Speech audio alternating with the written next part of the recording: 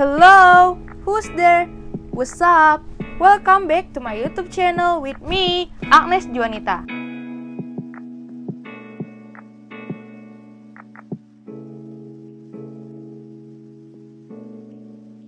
So, pada kesempatan kali ini saya akan membahas tentang tips and trick dalam memulai suatu usaha atau bisnis kerajinan handmade atau handmade business. Apa itu handmade? Handmade adalah kerajinan tangan yang dibuat dengan menggunakan kreativitas dari tangan si pembuat atau pengrajinnya tersebut. Menurut saya, video kerajinan handmade dengan bahan dasar daun yang memiliki prospek besar terhadap usaha atau bisnis kerajinan handmade adalah video yang kedua dengan judul Membuat Eco Pounding pada Tote Bag. Eco Pounding sendiri adalah teknik di mana daun-daun yang sudah kita petik kemudian kita cetak atau kita print pada tote bag yang masih polos dengan menggunakan alat bantu palu kayu atau palu karet.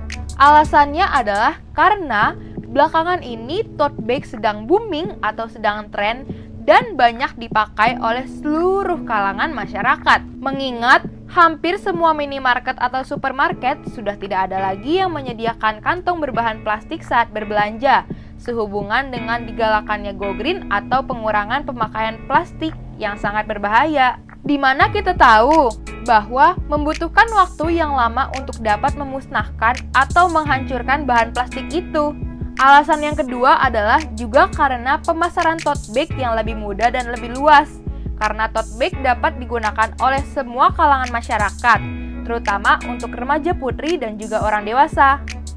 Biasanya, remaja putri dan para pekerja menggunakan tote bag pada saat bepergian.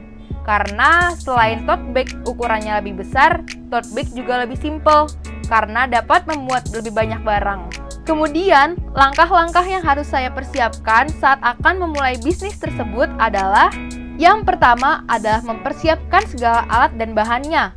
Mulai dari pemilihan tas yang berbahan kain, kemudian ukuran tas yang akan digunakan, lalu memilih daun yang memiliki bentuk indah serta menarik dan berserat air, kemudian mempersiapkan palu kayu dan palu karet untuk mencetak, dan kemudian mempersiapkan juga plastik sebagai alasnya, serta tawas dan air sebagai larutannya, dan lain-lain sebagainya. Lalu, langkah yang kedua adalah mulai menuangkan ide serta kreativitas yang kita miliki dengan mulai membuat tote bag eco pounding tersebut dengan cara memasukkan daun ke dalam tote bag yang sebelumnya sudah diisi oleh plastik.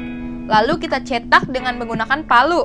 Sesudahnya, berilah sedikit kreativitas. Misalnya, memberikan garis pada tote bag sebagai ranting. Sesudahnya, tote bag tersebut kita masukkan ke dalam larutan air dan tawas, kemudian kita tekan-tekan selama 10-15 menit. Kemudian setelahnya kita jemur hingga kering. Tujuan tote bag dimasukkan ke dalam larutan tersebut adalah agar pada saat nanti, saat konsumen ingin mencuci tote bag tersebut, produk tersebut tidak akan luntur. Setelah tote bag dijemur sampai kering, tote bag kemudian dikemas dalam packaging yang menarik, dan tote bag siap untuk didistribusikan atau dipasarkan kepada publik. Strategi manajemen yang digunakan untuk mengembangkan bisnis tersebut terkait dengan unsur material, money, machine, man, method atau 5M plus market adalah yang pertama adalah material atau bahan baku, yaitu sebagai hal yang paling penting dan yang paling utama untuk diolah dari awal sampai menjadi produk untuk berikutnya diberikan kepada konsumen dengan cara mengadakan survei untuk bisa mendapatkan suplai bahan baku dengan kualitas yang baik. Yang kedua adalah money atau uang atau modal, yaitu sebagai modal pembiayaan untuk seluruh kegiatan usaha. Dengan cara keuangan yang dikelola secara efektif akan melancarkan perkembangan usaha, yang juga harus didukung dengan adanya pembukuan dan juga jurnal keuangan seperti apa saja pengeluaran dan pemasukan. Semuanya harus ditulis dengan jelas. Yang ketiga adalah mesin atau mesin, yaitu sebagai alat bantu atau fasilitas penunjang usaha yang dilakukan. Mesin disebut juga sebagai material, tetapi material tidak langsung karena tidak diolah tetapi digunakan untuk mengolah. Suatu saat, jika usaha lebih berkembang, kita memerlukan mesin sebagai pengganti palu misalnya, agar produk yang dihasilkan bisa lebih cepat dan juga lebih banyak. Yang keempat adalah man atau manusia atau tenaga kerja dalam melakukan usaha. Semakin berkembangnya usaha, kita juga memerlukan lebih banyak tenaga kerja. Namun, kita juga harus tetap mempertimbangkan jumlah dan jam kerja tenaga kerja, serta biaya yang harus kita keluarkan untuk menggaji mereka.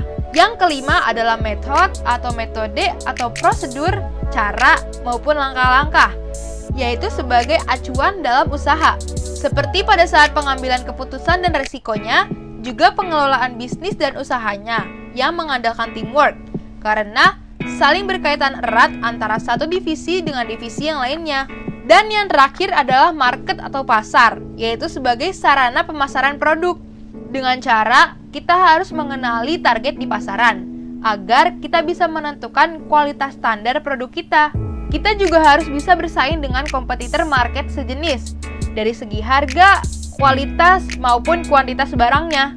Kemudian kita juga harus mempersiapkan strategi pemasaran yang optimal, agar produk yang sudah kita buat atau yang sudah kita produksi dapat tertampung di pasaran. Jangan sampai hanya menumpuk di gudang dan mematikan perputaran uang kita. Dan yang terakhir adalah dalam distribusi pemasaran. Jika usaha kita semakin besar, kita harus bisa menjalin kerjasama dengan rekanan kita untuk lebih memperluas jangkauan pemasaran produk kita. Sekian materi yang dapat saya sampaikan, semoga bisa bermanfaat bagi kita semua. Mohon maaf bila ada kesalahan kata, and thanks for watching.